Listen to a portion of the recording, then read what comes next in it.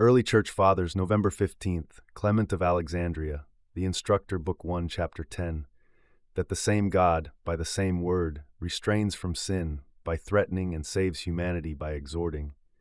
The justice and mildness of the word. Having already shown that the word's sternness is both necessary and good, his threats serving as instruments of mercy, I now turn to his gentleness. For the same word who restrains by justice also saves by love. In both he reveals the Father's will, that through divine instruction we may know what is good and useful. The good, says Clement, belongs to the panegyrical, the language of praise. The useful belongs to the persuasive, the language of counsel. The word employs both, for he exhorts us to righteousness and deters us from sin. The persuasive mode of speech urges and forbids. The panegyrical praises and reproves. The Lord, as the true instructor, joins these forms of healing. Sometimes he wounds to heal, sometimes he comforts to strengthen.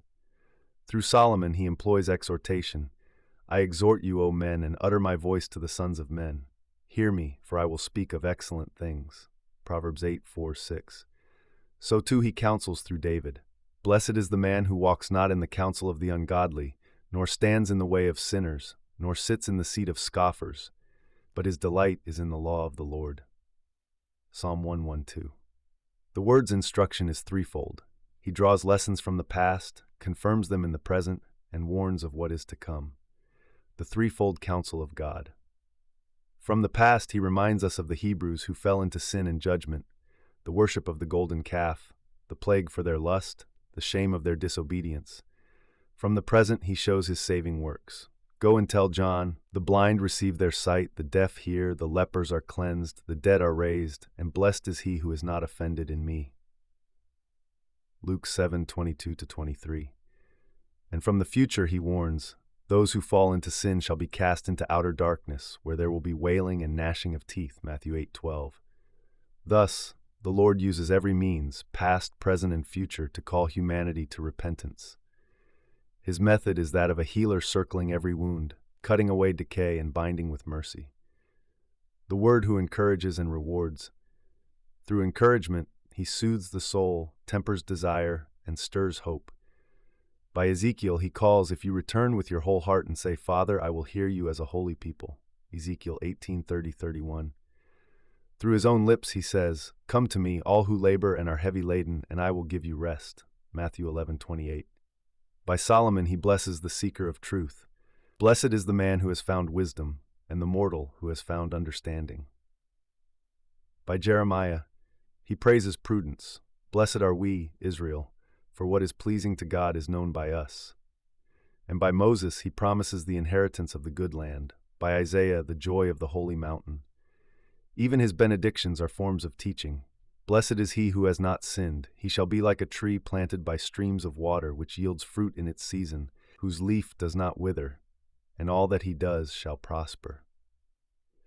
Here, Clement notes, he alludes to the resurrection. The tree whose leaf does not wither signifies the eternal life of the righteous. Yet the same word declares the balance of justice.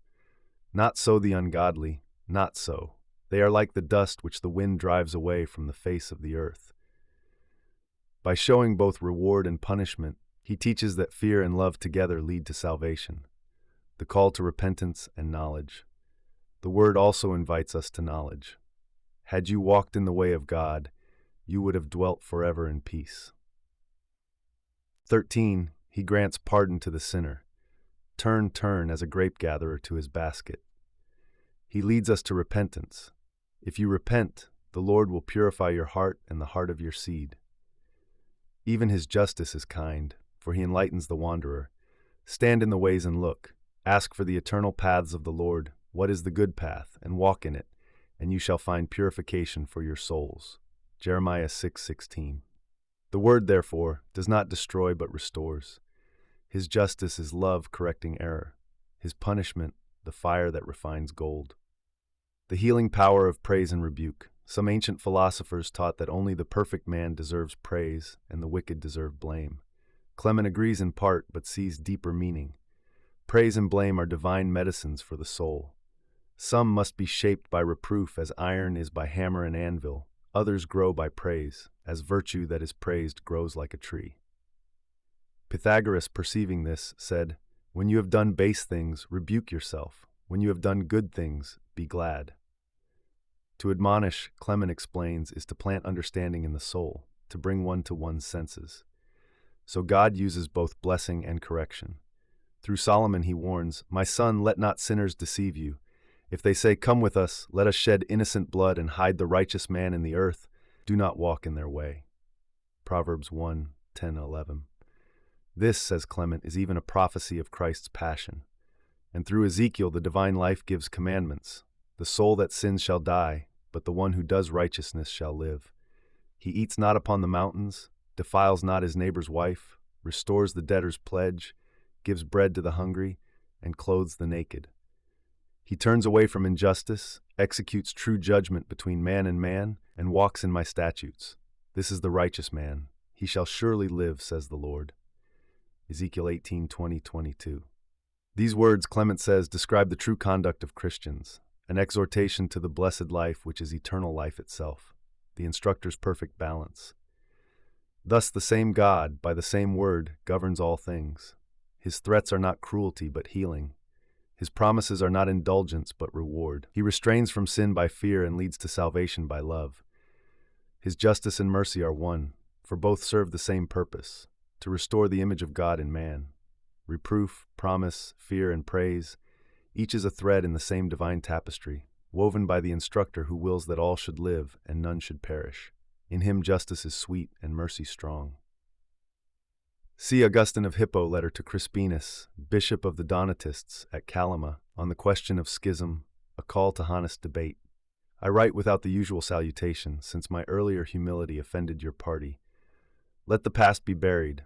Let us now seek peace. We live near each other in Numidia. Why should distance hinder our reasoning together? I propose that we debate in letters, not in public dispute, so that nothing spoken will be lost, and others may learn from what is written. Let us lay aside the old accusations and weigh only the present truth. Scripture teaches that the guilt of schism is more grievous than idolatry or the burning of the prophet's book, for the earth swallowed the schismatics alive while the idolaters were only slain by men. The question of restored schismatics.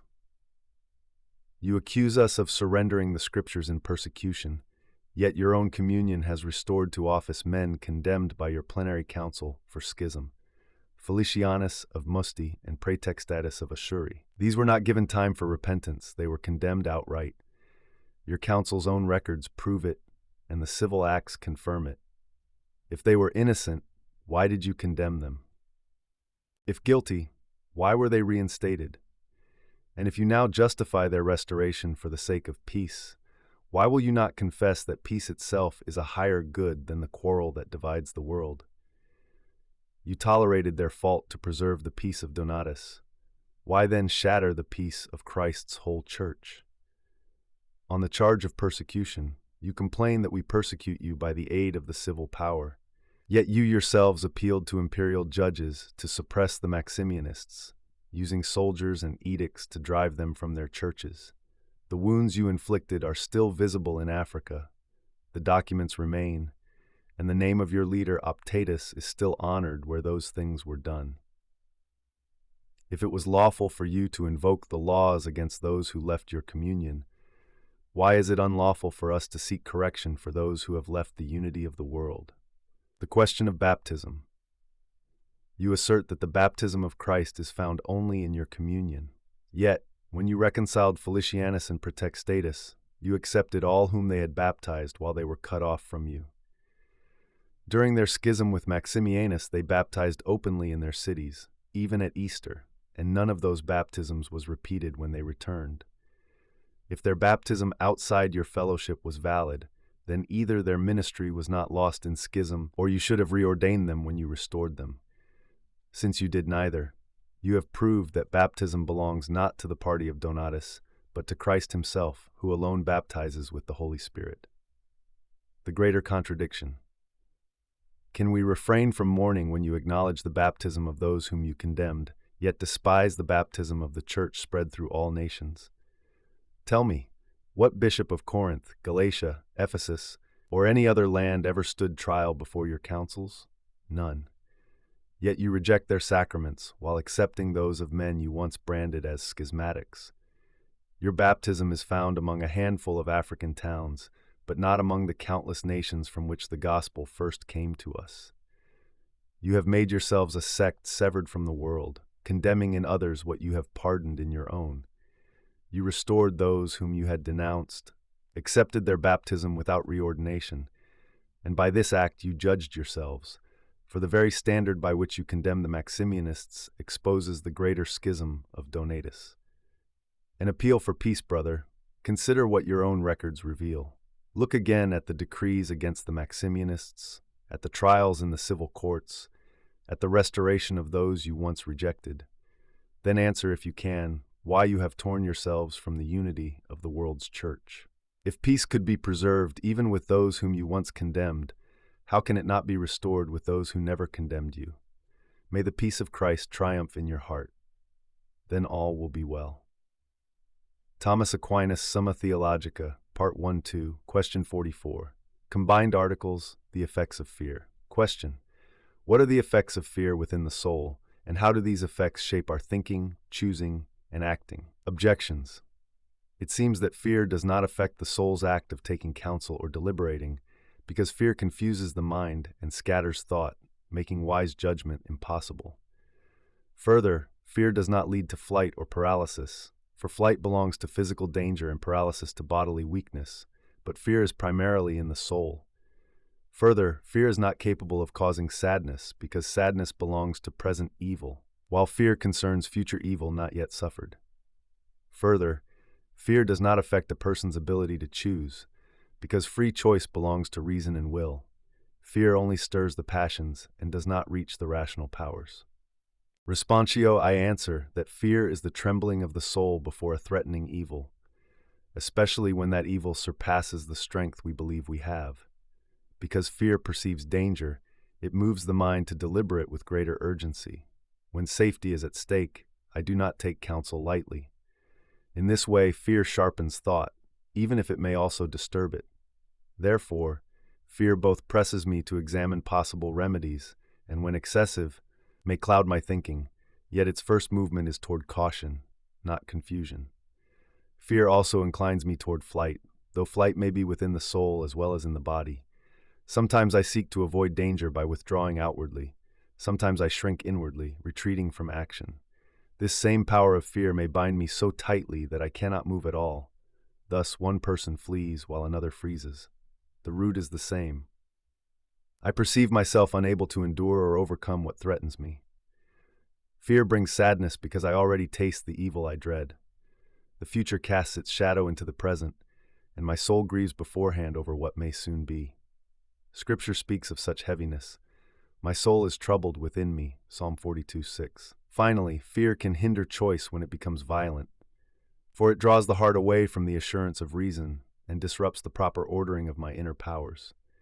Yet moderate fear remains subject to reason and can even serve virtue, restraining me from reckless things and urging prudent escape from sin and danger. Fear, then, is not always opposed to free choice, but may at times purify and guard it. Quick summa. Rightly ordered fear can sharpen counsel, restrain sin, and move the will to wise avoidance. But disordered fear clouds reason, saddens the soul, and paralyzes action. Fire on the hillside. William sat beneath a late autumn sky watching smoke lift from the distant ridge. A wildfire had broken out the night before, and though the valley seemed safe for now, every gust of wind made him tense.